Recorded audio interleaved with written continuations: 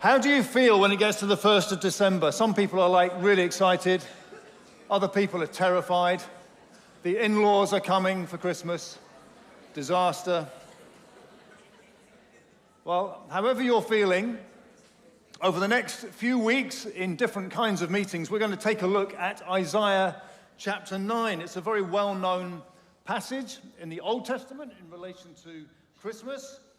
And we're going to start this morning with a couple of points about a great light that has come. So a famous Christian image used in the Old Testament and the New Testament, and Isaiah here we'll find says that in what will be the coming of Jesus Christ, a great light has dawned. So we're going to read Isaiah chapter 9 and the first 7 verses, and then we're going to look at the first 5 verses. And he says this, nevertheless, I know I'm jumping in, I'll explain in a moment. Nevertheless, he says, there will be no more gloom for those who were in distress. In the past, he humbled the land of Zebulun and the land of Naphtali, a couple of parts of Israel. But in the future, he will honor Galilee in the same area of the nations by the way of the sea beyond the Jordan. And then you'll probably recognize these well-known Christmas verses. The people walking in darkness have seen a great light. On those living in the land of deep darkness, a light has dawned. You have enlarged the nation and increased their joy. They rejoice before you as people rejoice at the harvest, as warriors rejoice when dividing the plunder. For as in the day of Midian's defeat, in the days of Gideon, you have shattered the yoke that burdens them, the bar across their shoulders, the rod of their oppressor, every warrior's boot used in battle, and every garment rolled in blood will be destined for burning, will be fuel for the fire. And these especially famous words, for to us a child is born, to us a son is given, and the government will be on his shoulders, and he will be called Wonderful Counselor, Mighty God, Everlasting Father, Prince of Peace. Of the greatness of his government and peace there will be no end.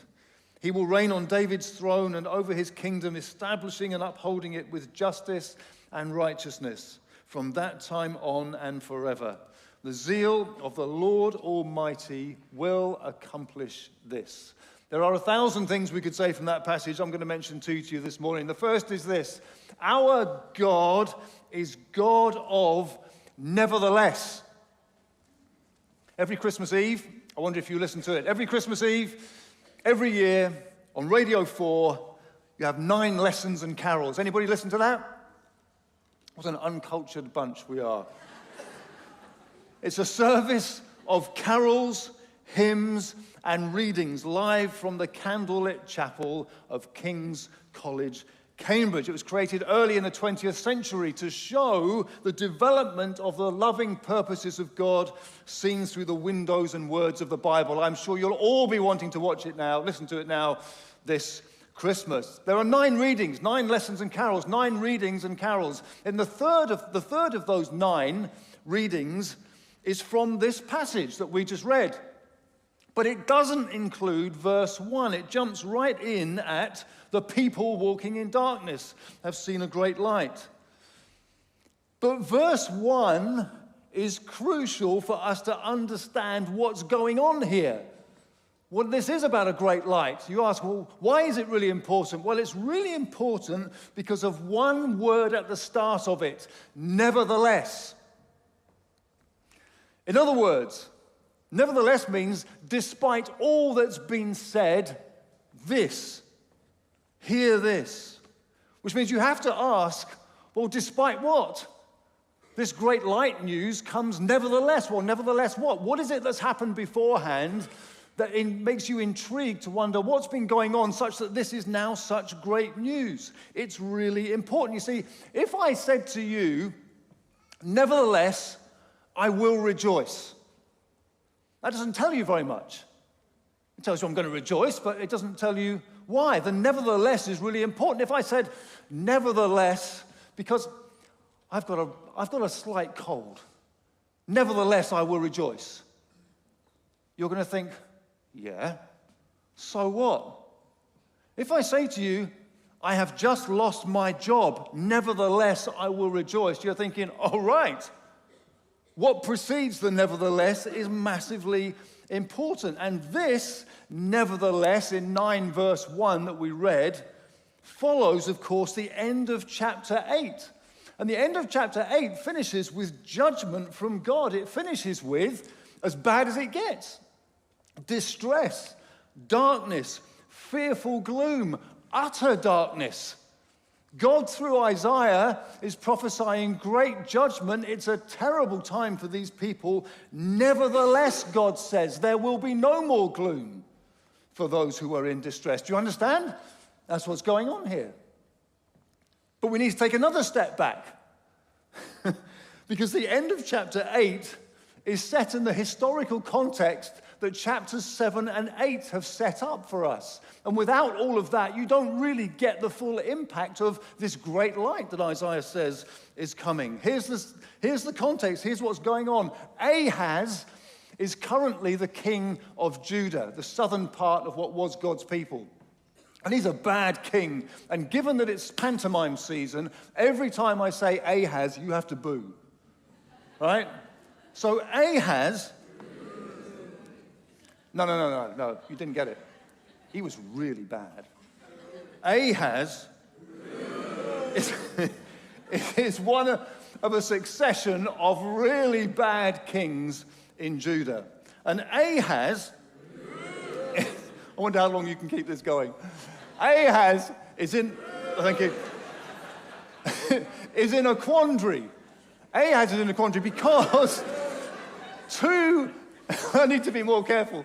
2 neighboring nations are ganging up on Judah. Israel and Aram to the north are ganging up. They're applying pressure, saying to Ahaz, join us as we oppose that great big evil nation Assyria over to the east. But Ahaz is even more afraid. Some of you are loving this. Others of you are fed up already. He's more fearful of Assyria than he is even of these 2 nations in the north. And so he's in a bit of a spot of trouble. He doesn't know what to do. Well, God's word comes through Ahaz in this context, through Isaiah, to the king. And he says to the king, don't worry. Don't ally yourself with Assyria or with Israel or with Aram, but trust in God alone and see that God will wipe out all 3 of those fearful enemies of yours. And he even says, extraordinarily generous of God, he says to the king through Isaiah,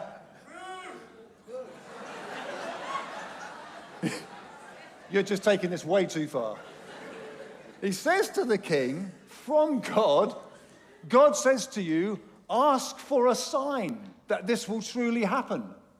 Isaiah's word should have been enough, but God is being generous. Ask for a sign, whatever you want, in the highest heavens or the deepest depths, ask whatever you want. And Ahaz, it sounds like faith, but he's being cynical. Right, you can stop it now. He's being cynical, and he refuses to test the Lord in cynicism.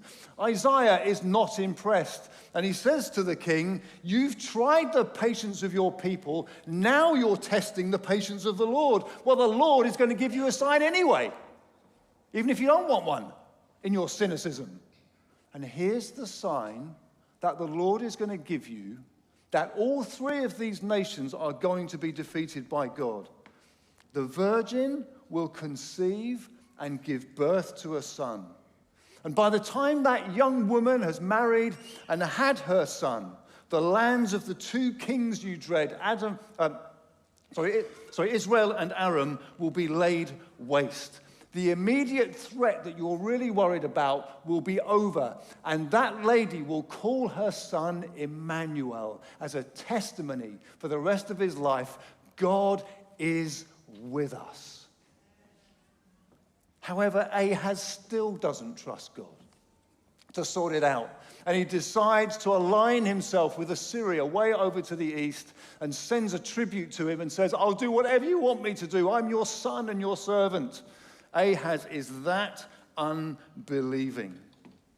And at the end of chapter 8, where we get to the nevertheless, the end of chapter 8, Isaiah is saying, it is God alone that you should fear, not a king of Assyria or anyone else. And if you don't fear God alone, you will stumble and fall. If God's word isn't the word that you listen to, you will end up in distress and darkness and fearful gloom, thrust into utter darkness. And the very next word after all that disaster under this king is this: nevertheless.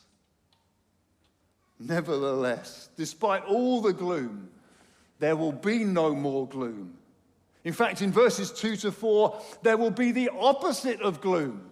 You deserve gloom, you deserve judgment, but God in his grace says no more gloom will be yours. In fact, it will be like this. There'll be rejoicing as God delivers his people from oppression. And he gives 4 very quick pictures. Verse 2, you've been stumbling in darkness, but you will walk in the light. Verse 3, it'll be so good. It'll be like, you know what it's like when harvest comes in? He says to his people, we don't have a clue about that because we're not agricultural people, most of us. But back in those days, you know when harvest comes in? It's absolutely amazing. It means there's food for the next year. You know what it's like, he says, verse 3? When our warriors have been out in battle and they've defeated the enemy and they've brought all their valuables back and we're dividing them amongst all ourselves, it's going to be like that kind of rejoicing. It's going to be absolutely amazing. Our enemies have been defeated. And verse 4, he reminds them of a story. It's going to be like when God defeated the Midianites with Gideon. Do you remember that? You remember that, don't you? You're the people of Israel. You remember what it was like? It was like a time for a party. Our oppressor has been put away. That rod that was like on our backs, we were carrying this heavy load, it's been taken away from us. Here is a people in a desperate predicament, placed themselves under God's judgment, and yet his word to them is, nevertheless, see what I will do, despite all your despicable behavior. Because God never gives up. He never fails to work for his glory and our good, because his plans will come to pass. His will get done. Our God is God of nevertheless. Reminds me of some of the famous buts in the Bible. Be careful when you search for that online. Some of the famous buts in the Bible. You might remember this one to do with Joseph. Remember Joseph, his brothers sent him away to Egypt. In the end, he says this, you intended to harm me, but God intended it for good to accomplish all that is now happening. Psalm 73, David says this. David says, my flesh and my heart may fail. Do you feel like that sometimes? But God is the strength of my heart. Ephesians chapter 2, this famous passage. Having said how dead we were in our transgressions and sins, Paul then writes, but because of his great love for us, God, who is rich in mercy, made us alive with Christ. I love the buts of the Bible. Don't you love it about God? However things look, the story isn't over. Nevertheless, you're suffering ill health, mental or physical. Nevertheless, he will provide grace for as long as he allows it and deliverance from it, whether in this life or the next. You're bemoaning the state of your family. Nevertheless, his grace will be sufficient. And if you're open, he's with you to help you and he'll provide others alongside you. You're wondering if your family members will ever trust in Jesus. Nonetheless, he never turns away from you or from them. You wonder how long what he's promised to you will take. Nevertheless, he is faithful. You wonder about all the suffering you've endured. Nevertheless, he is preparing a place for you where there is no more death or mourning or crying or pain.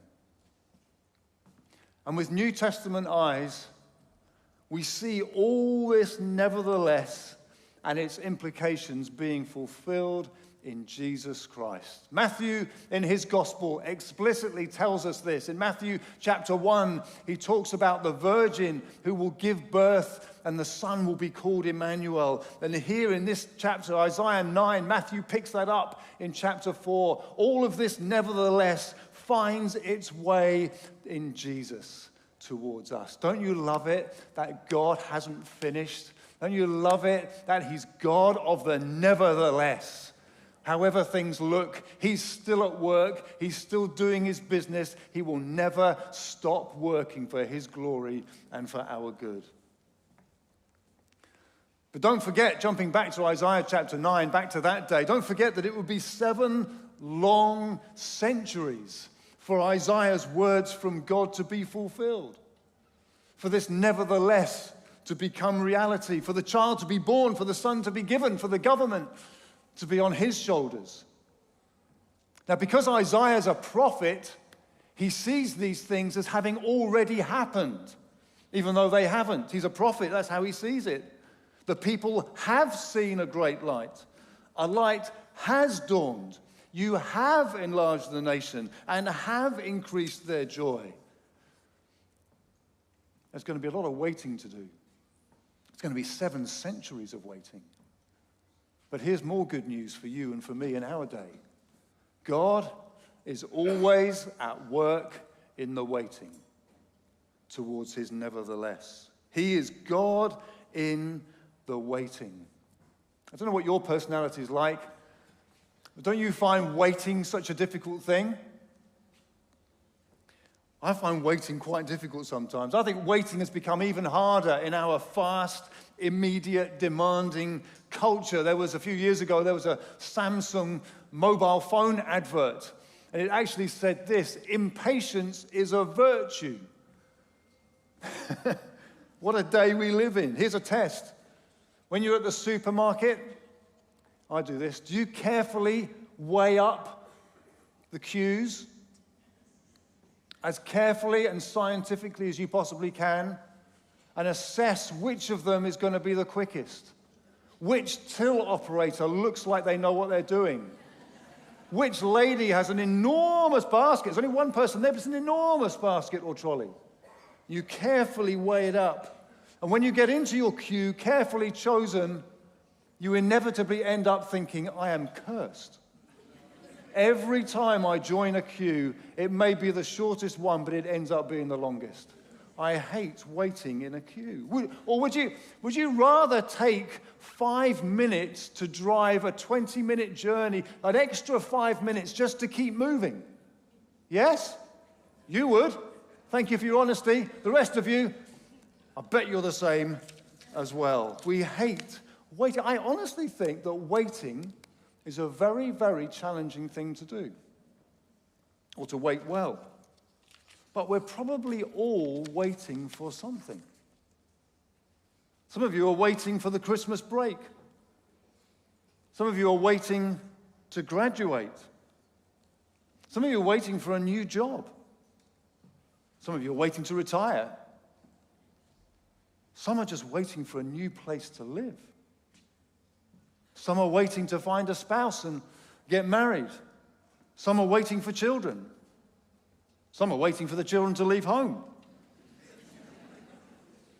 Some are waiting, we're probably all waiting for loved ones to trust Jesus. Some are waiting for medical treatment. Some are waiting for healing. Some are just waiting for a change in circumstances. That doesn't seem to be coming. Well, fast forward to Jesus' day, and we get a very real sense of this waiting game. Waiting for the promises to come to pass. Waiting for Isaiah's well-known words that they hung on to actually come into being. Waiting for this light to dawn. Waiting for this son to be given. Waiting for joy and victory so that they could party. We get some examples. Luke chapter 2, verse 25 talks about Simeon. There was a man in Jerusalem just after Jesus has been born, called Simeon, who was righteous and devout. He was waiting for the consolation of Israel. He was waiting for these promises to come to pass. The next chapter, the people were waiting expectantly and wondered if John the Baptist might be the Messiah. There was this sense of waiting and waiting and waiting. But the Christmas message, of course, is that God has delivered on his promises because he is faithful. The Virgin has conceived and given birth to a son who is the true Emmanuel, God with us.